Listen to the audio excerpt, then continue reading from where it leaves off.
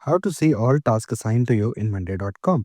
So hey guys, today in this video, I'm going to tell you how you can see all the tasks that is assigned to you on Monday.com. So the first thing that you need to do is you need to log into Monday.com. Once when you log in, you can see that there are multiple boards that you're working on. Now, for example, if you are an employee of a company and the company uses Monday.com, and you can see the boards here. Let's open a board right here. So if you want to see yourself assigned on specific items, it can get very tedious to open, each and every board from here and see everything from here. Like, let me open this table.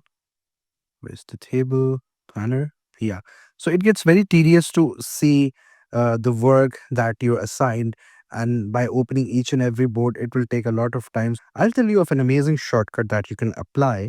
And once when you apply that shortcut, you will see all the work that is assigned to you, which is simply right here. You can click on my work and you can see all the tasks that are assigned to you. For example, this item has been assigned to me, this product has been assigned to me, and this item is also assigned to me.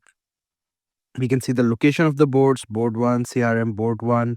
Moving on, uh, this Knox sub item of mobile component is also assigned to me. We can see the date here, we can see the board, we can see the group, we can also see if any updated message has been assigned to us. We can see it from right here, and we can see the date. We can also see the status that you're working on it, the priority.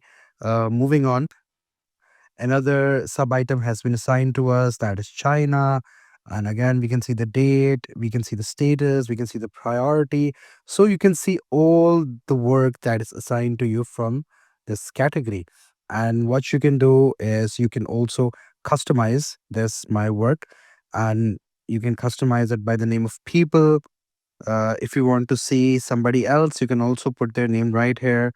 You can see hidden boards as well, and you can see other status columns as well, all the other data that you can customize from right here.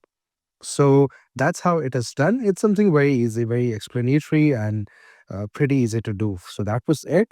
I hope you found this video informative. Please do like the video and subscribe to the channel to see more content like this. I'll see you in the next one.